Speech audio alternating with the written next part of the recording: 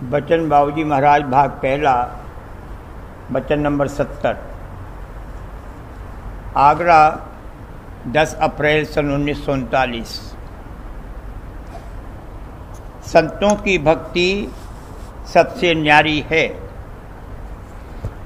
जो भक्ति संतों ने और राधा स्वामी जाल ने भाखी है वो सबसे न्यारी और अलग है। भक्ति तो सब कर रहे हैं और सब मतों में और मजहबों में भक्ति कही गई है, और जोगी व ज्ञानियों वगैरह सब ने अपने अपने सिद्धांत पर और इष्ट की भक्ति की, तब उसको प्राप्त किया। मगर भक्ति में बड़ा भेद है। जो शख्स यहाँ की अकल और समझबूझ से अपने कामकाज कर रहा है उसको भरोसा है। उसने विद्या और बुद्धि की शरण ली है और वो विद्या बुद्धि की भक्ति कर रहा है। किसी को धन का भरोसा है या यार दोस्त कुटुंब परिवार और इस देश की संपत्ति व सामान वगैरह का भरोसा है कि वक्त ज़रूरत वे हमारे काम आवेंगे और हमारे उनसे काज सरेंगे। उसने इस देश और इस देश के वासियों और सामान की शरण ली है और उनकी भक्ति कर रहा है। कोई मूर्ति में भगवान मानकर उसकी उपासना और भक्ति कर रहा है। कोई देवताओं और अवतारों के असली रूप का भेद दरियाफ्त करके उसकी उपासना और भक्ति कर रहा है और उसकी प्राप्ति के निमित्त साधन और जतन कर रहा है। गर्जे कि जिसको जिस चीज़ की चाह है और जैसा उसकी समझ में आया है उसके मुताबिक उसने किसी न किसी की शरण ली है और उसकी भक्ति कर रहा है। इन सब में मन और माया शामिल हैं, चाहे स्थूल हो और चाहे सूक्ष्म और शुद्ध रूप में हो। यानी भक्ति करने वाला मन और माया यानी काया से भक्ति कर रहा है, और जिसकी भक्ति कर रहा है वह भी मन यानी काल और माया का कोई ना कोई रूप है, और भक्ति करने का जरिया भी वही मन और माया की धार है। संतों के आने से पेशतर जो आला से आला दर्जे की भक्ति यहाँ की गई वो श्री कृष्ण महाराज ने जारी की थी। उन्होंने कहा कि हमारी शरण लो और भक्ति करो तो तुम्हारा काम बनेगा। मगर वो ब्रह्मांडी मन के रूप थे। संतों ने जिस भक्ति का वर्णन किया है वो सुरत द्वारा, जो कि तन और मन से कतई न्यारी और अलग चीज है, की जाती है। और जिसकी भक्ति की जाती है वो उसका अंशी शब्द यानी सत्य देश का सत्य शब्द है, जिसके लिए सुरत को कुदरती और खवासी और कशिश है, और जरिया भक्ति का वो शब्द की धार है जो सत्य देश से आ रही है। इसलिए ये कहा जाता है कि संतों की भक्ति सबसे न्यारी है। इस बात को अच्छी तरह समझ लेना चाहिए। लफ्ज़ तो वही इस्तेमाल किए जाते हैं, मगर संतों का उनसे क्या मतलब है उसको समझ लेना जरूरी है। संतों ने जिसको प्रेम और भक्ति कहा है उसका अधिकार केवल सुरत को है। सुरत प्रेम कर सकती है, ईश्वर परमेश्वर तक को वो अधिकार नहीं है। फिर उनके जो भक्त हैं वो क्या उस भक्ति को कर सकते हैं? इस देश के वासियों में जो मोह रूप की प्रीत है उसको यहाँ प्रेम कहते हैं। वह तो बहुत ही मलिन और नीचे दर्जे का बंधन और मोह है। उसके सिवा कोई जानता ही नहीं है कि प्रेम क्या होता है। संतों के दसम द्वार में पहुंचकर जब सुरत तन और मन से कतई न्यारी होगी तब अनुभव होने लगेगा कि प्रेम क्या है, और सत्य देश में पहुंचकर सुरत प्रेममय होगी। सबकी कीमत इस पर लगाई जाएगी कि कौन भक्ति करने वाला है, किसकी भक्ति करता है और किस जरिए और घाट से करता है। विश्वासः फलदायक जो कहा है वो ठीक कहा है। विश्वास फलता है, मगर अपने अपने घाट के अनुसार। एक शख्स मूर्ति में भगवान मानकर उसकी उपासना और भक्ति कर रहा है और दूसरा भगवान के असली रूप की विधि पूर्वक अंतर में उपासना और भक्ति करता है। दोनों का विश्वास फलेगा। मगर जिसने सिर्फ मूर्ति में ही भगवान को देखा है, उसको बाद मरने के मूर्ति में ही भगवान मिलेगा और दूसरे को साक्षात भगवान मिलेगा। भोले भालेपन से उसने विश्वास किया है कि पत्थर की मूर्ति भगवान का निशान है और भगवान की प्राप्ति का जरिया है। जब पूजा करता है तो मूर्ति के सामने गदगद हो जाता है और सब तरफ से तवज्जो और चित्त हटाकर उसमें लगाता है। और असल में मूर्ति पूजन के जारी करने वालों ने इसी मतलब से मूर्ति पूजा रखी थी कि जिसको तुमने अपना इष्ट धारण किया है, पहले उसके निशान में बाहर अपनी कुल तवज्जो को खींचकर लगाओ, तो बाद में धीरे धीरे अंतर में भी धंसना मुमकिन है। मगर आजकल न तो कोई मूर्ति में वो भाव रखता है और न उस तरह से कोई पूजा करता है। वह तो बड़े विकार की जगह हो गई है। अगर कोई सच्चे दिल से मूर्ति की भी पूजा करे तो उसको ये फल मिल सकता है कि पूजा करने के वक्त अंतःकरण के घाट से जिस कदर अंतर में खिंचा होगा, उस कदर बाद मरने के उसको स्थान मिलेगा। वहाँ बड़ी बड़ी मूर्तियाँ और सामान मिलेगा और जो काम यहाँ करता था वही काम वहाँ ज़्यादा सहूलियत के साथ कर सकेगा। उसमें किसी कदर ज़्यादा रस मिलेगा और किसी दर्जे तक भगवान और देवता के साथ साक्षात भी हो सकता है। इससे ज़्यादा मूर्ति में विश्वास लाने का फल नहीं है। गिरजाघर में ईसा की प्रार्थना करते समय गदगद होकर आंखों से आंसू भी बहा देने की खास महिमा नहीं है। अगर सचौटी, नेकनियति और भोला भालापन है तो मरने के बाद उसी तरह के बड़े बड़े गिरजाघर प्रार्थना करने को मिलेंगे। इससे ज़्यादा और कुछ नहीं मिलेगा। नाटक में जब कोई शख्स बहुत उम्दा नाटक करता है तो उसको देखकर देखने वाले जार जार रोने लगते हैं। किताब पढ़कर आंसुओं की धारा बहने लगती है। कोई किसी के वियोग या शोक में विलाप कर रहा हो तो उसका विलाप सुनकर कलेजा फटने लगता है। मगर कौन घाट का कलेजा फटता है? जिस घाट पर विलाप करने वाले का कलेजा फट रहा है, उसी घाट पर जो सुनने वाले का भी फटेगा। उससे ऊपर के घाट का कलेजा थोड़े ही फट जाएगा। जिस घाट का असर आ रहा है या ले रहा है, उसी घाट पर तो असर होगा, उसी घाट पर तो प्रीत जागेगी। ऊट पटांग कुछ नहीं होता है।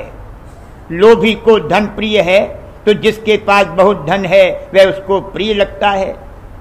किसी और के लिए उसमें धार नहीं उठती। जिसमें जो मादा मौजूद है उसको उस मादे के रखने वाले से स्वाभाविक प्रीत होगी और दोनों का एक घाट होगा। इसलिए ये कहा गया कि भक्ति तो सबों ने की और सब कर रहे हैं, मगर भक्ति सबकी एक नहीं है। घाट के अनुसार उसमें भेद है। कुत्ता और घोड़ा अपने मालिक के लिए जान दे देता है। बहुत से ऐसे जानवर हैं जो ऐसे ऐसे वफादारी के काम करते हैं कि जो इंसान नहीं कर सकता। मगर इससे जानवर का दर्जा मनुष्य से बढ़ नहीं गया। जानवर महज मशीन की तरह काम करता है। उस घाट पर उसमें वह ताकत पैदा हो गई है जो उससे वह काम कराती है। जानवर का घाट बहुत नीचा है और उसमें बहुत कम चैतन्यता है। मनुष्य का घाट बहुत ऊंचा है और बमुकाबले पशु उसमें चैतन्यता की पूंजी बहुत है। संतों ने जल मछली और चकोर व चंद्र की जो मिसालें दी हैं, तो उसका ये मतलब नहीं है कि जिस घाट पर मछली को जल से प्रीत है या चकोर को चंद्र से है, उसी घाट से तुम प्रीत करो। मछली का जिस्म ही इस तौर का बन गया है कि वो बिना जल के नहीं रह सकती, वरना उसमें प्रीत करने का कुछ भी मादा नहीं है। और वह तो जड़ की जड़ पर जड़ कशिश है। मिसाल देने का सिर्फ यही मतलब है कि तुम में अपने प्रीतम के लिए इस कदर प्रेम जागना चाहिए कि वो तुम्हारा जीवन आधार हो जाए, या कि जैसे चकोर चंद्रमा को देखता है उस तरह से तुम सब तरफ से अपनी तवज्जो हटाकर अंतर में अपने प्रीतम शब्द में लगो। वो जौहर यानी सूरज चैतन्य तुम में जागना चाहिए। अगर सुरत तन मन से नहीं निकली है तो सब शून्य है, और अगर सूरत निकली है या निकलने लगी है तो उस शून्य की कीमत लग जाएगी। इसलिए कहा है कि संतों के सेवकों में जिनमें सूरज जाग गई है, चाहे अभी जाहिर में वो भक्ति का रूप और भाव नहीं दिखाई देता है जो कृष्ण या किसी और की भक्ति करने वालों में होता था, तो कोई हर्ज नहीं है। उनमें वो जौहर जाग गया है और बिंदु पैदा हो गया है, जो एक दिन उनको अविनाशी धाम में, जो कि सत्य देश है और जहां मन व माया का नाम व निशान भी नहीं है, ले जाएगा। ये संतों की भक्ति है और इस मानी में वो सबसे न्यारी है। वचन नंबर 71। आगरा 14 अप्रैल सन 1939। सेवा बानी की कुछ कड़ियों की तशरीह। मान सरोवर जल भर लाई, फिर राधा स्वामी स्नान कराई। कर स्नान पोंछ अंग लीना, मगन हुआ मन जस जल मीना। कंघा किया स्वामी बाल सुधारे, गया जंजाल मोह मद हारे। सेवा बानी में जो कुछ बयान किया गया है उसमें अंतरी भेद और मानी रखे हुए हैं। अगर उसके अंतरी मानी न होते तो इस कड़ी में जो मानसरोवर कहा है वो यहाँ कहाँ है। प्रेम की धार में लौलीन होकर और जिस कदर अपनी सूरत को दसम द्वार में पहुँचा सके उस कदर पहुँचाकर जो सेवा राधा स्वामी दयाल की जावेगी वो सच्ची और असली सेवा है और वही उनको मंजूर है। उसी से प्रेम जागेगा, उसकी वृद्धि होगी और अंतर में सूरज चलेगी और चढ़ेगी। ये विधि सेवा की है। प्रेम और उमंग से सेवा में तल्लीन होकर जल भरकर लाया जाए और उससे राधा स्वामी दयाल को स्नान कराया जाए तो वह जल मानसरोवर के जल के समान है और उसी जल से वो स्नान करेंगे। राधा स्वामी दयाल को स्नान करा के अंग पोंछा गया। इसमें उनके तन से स्पर्श हुआ जिससे ऐसी मगनता हुई कि जैसे जल में मछली को मगनता होती है। वो प्रेम के अथाह सिंध हैं और प्रेम स्वरूप हैं। यहाँ तो उन्होंने तन धारण किया है, वह भी प्रेम स्वरूप है। उस प्रेम स्वरूप तन से स्पर्श होकर जो जल आया वह भी प्रेम स्वरूप अमृत है। उसको पान करके और उनके प्रेम स्वरूप तन को स्पर्श करके सूरत जल में मछली की तरह मगन और हर्षित हुई। ये मगनता और हर्ष तभी प्राप्त हो सकता है जब किसी कदर दसम द्वार पर अपनी सूरत को बैठाकर सेवा की जाए और सेवा में इस कदर लौलीन हो जाए कि अपने तन की भी सुध न रहे। जैसे बालों में कंघा करके आलाइश निकाली जाती है और सफाई की जाती है, उसी तरह सेवा से जिस कदर मोह और बंधन हो निकाल दे तो सब जंजाल और दुख जाते रहें। हुक्का हक हक बोली बोला, चिलम अलम कोई सुख दर खोला। राधा स्वामी दयाल ने हुक्का पिया तब सत्य लोक और सत्यनाम पैदा हुए। ये अंतरी मानी में कहा जाता है। बाहर के हुक्का पीने से मतलब नहीं है। अगर राधा स्वामी दयाल हुक्का न पीते तो सत्यलोक और सत्यनाम पैदा न होते। इस कड़ी में रचना का भेद है, यानी रचना किस तरह हुई वो इसमें बयान किया गया है। राधा स्वामी अनामी यानी कुल मालिक की कशिश में चैतन्य अंतर में खिंचा, ये हुक्के का दम अंदर खींचना है। और फिर जो फूंक उन्होंने बाहर निकाली वह गोया धार निकली जिसने ठेका लेकर सत्यलोक की रचना की, और वहाँ सत्य सत्य और हक हक की बोली पैदा हुई। सत्य और हक एक हैं। खींचने से मतलब ये नहीं है कि उन्होंने कोई खींचने की क्रिया की, वहाँ क्रिया नहीं है, वो तो कशिश और आकर्षण का महा और अथाह समूह है। खुद ब खुद उस जानिब सबकी कशिश है। जो चैतन्य राधा स्वामी अनामिक के चरणों में बेहोश पड़ा था, यानी जिसको उस घाट पर पूर्ण चेत नहीं था और न पूर्ण रस और आनंद प्राप्त था, वो अंतर में खिंचा। ये अंदर के प्राण और फिर धार निकली जिसने अगम लोक और अलख लोक की रचना की। ये बाहर के प्राण हैं। वाणी में इसी को कहा है, शब्द सुरत दो धार समान, पुरुष अनामी के यह प्राण। और ये भी कहा है कि सुरत शब्द और राधा स्वामी दोनों नाम एक कर जानी। अंदर में खिंचना और धार निकालना ये पुरुष के प्राण हैं, और यही हुक्का पीना है। जैसे चिलम के दरिया सुराख से फूंक खींची जाती है, उसी तरह हुक्का पीकर राधा स्वामी जाल ने चैतन्य को खींचकर और धार निकालकर सुखदर खोल दिया।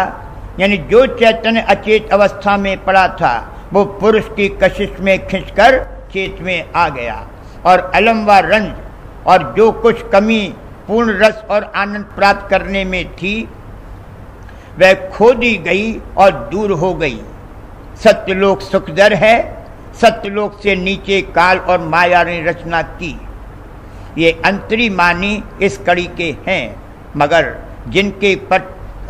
जिनके घट में तिमिर और अंधेरा छा रहा है, उन्होंने अंधेर करके इस कड़ी को स्वामी जी महाराज की वाणी में से निकाल दिया। पीकदान वाली कड़ी को भी उन लोगों ने निकाल दिया है। स्वामी जी महाराज से अर्ज किया गया था कि इन दोनों कड़ियों को वाणी में से निकाल दीजिए।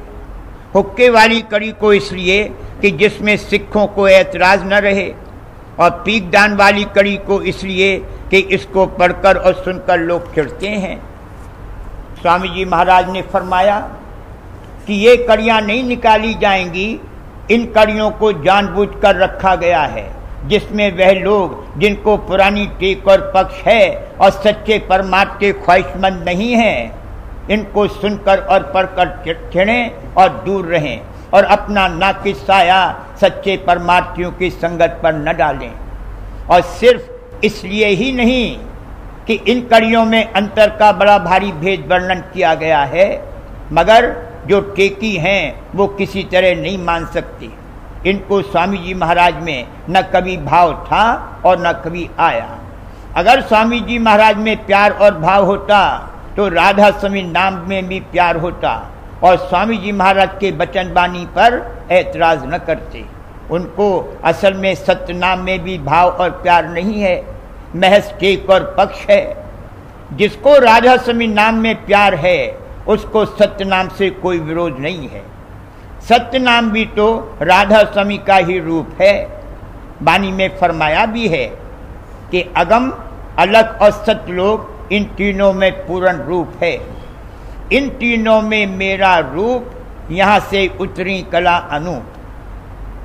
अगर स्वामी जी महाराज ने सत्य नाम का भी उपदेश दिया था तो उसमें ये मसलहत थी कि लोग बतौर टेक के सत्य नाम को पकड़े हुए थे और ग्रंथ की पूजा और कड़ा प्रसाद वगैरह करते थे, और सिर्फ उसी को परमार्थ समझते थे, जो कि हकीकत में परमार्थ है नहीं।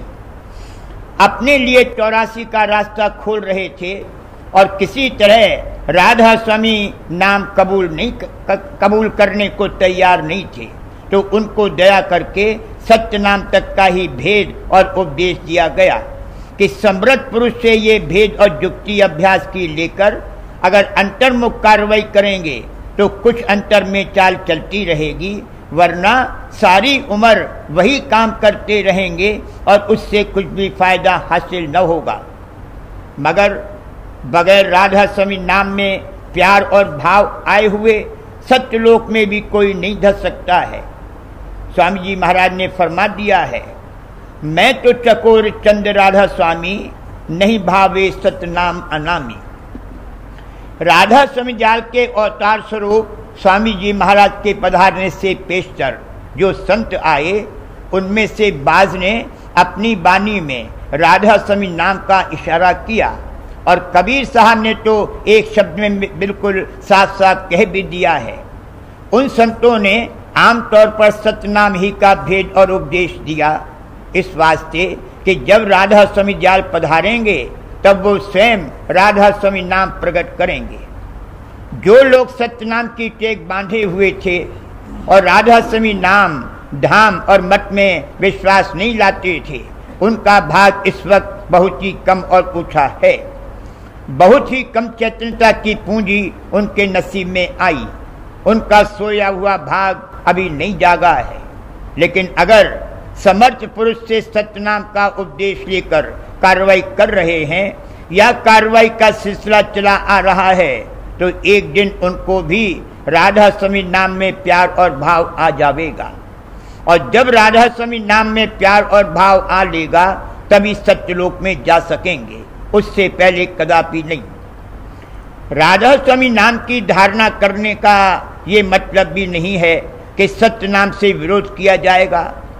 जैसा कि ऊपर कहा गया है, सत्य नाम भी उन्हीं का रूप है, मगर इष्ट निशाना राधा स्वामी के चरणों में पहुंचने का बांधना जरूरी और दरकार है। संतों ने कभी कोई सख्त लफ्ज इस्तेमाल नहीं किया है और न गाली ही दी है। सार वचन में एक जगह बेईमान का लफ्ज आया है, उसके ये मानी हैं कि चूंकि तुझे सच्चे मालिक पर ईमान और विश्वास व भरोसा नहीं है या उसमें कमी है, इसलिए तू बेईमान है। और यह भी भाई संबोधन करके कहा है, एक बात जानी हम भाई, है तू बड़का बेईमान। जब तक पुरानी टेक और पक्ष न टूटे और न दूर हो, तब तक दूसरी नई चीज नहीं धारण की जा सकती। अगर राधा स्वामी का इष्ट धारण करेगा तो और इष्टों में से भाव निकालना पड़ेगा, और जब तक सब में से टेक और पक्ष न निकाल ली जाएगी तब तक राधा स्वामी का इष्ट दुरुस्त और ठीक नहीं हो सकता। इष्ट दो नहीं हो सकते, इष्ट एक ही होता है। मगर इसका ये मतलब नहीं है कि किसी से बैर विरोध किया जाए, बल्कि इस कहने का मतलब सिर्फ इतना ही है कि औरों में प्यार भाव नहीं होगा। प्यार तो केवल राधा स्वामी में ही होगा, औरों से व्यवहार होगा। व्यवहार बंद करने की जरूरत नहीं है, व्यवहार सबसे रहेगा, मगर प्यार केवल सत्य पुरुष राधा स्वामी में होगा। तो पूर्ण प्यार तो हम लोगों को भी जो राधा स्वामी मत में शामिल हुए हैं नहीं है। जिस दिन इसको राधा स्वामी में पूर्ण प्यार आ जाएगा, उस दिन तो राधा स्वामी का स्वरूप हो जाएगा।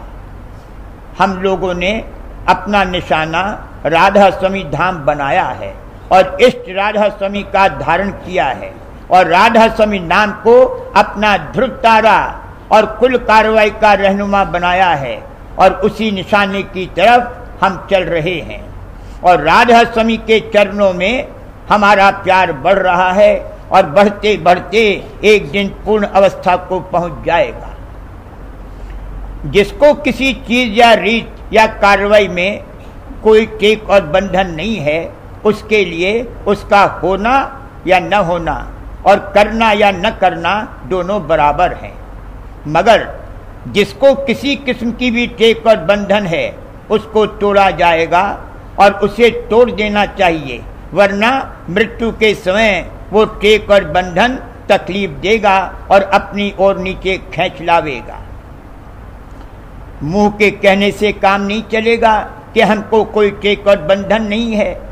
जब टेक वाली चीज को छोड़ा या छुड़ाया जावे, या जिस पुरानी कार्रवाई को करते आए हैं वो न की जावे, या उसके खिलाफ काम किया जावे, उस वक्त पता पड़ेगा कि आया उसमें टेक और बंधन बाकी है या नहीं। अगर उस वक्त जान सी निकलती है या ये भय और ख्याल आता है कि हमारा नुकसान हो जाएगा, तो जान लो कि अभी ठेक और पक्ष मौजूद है।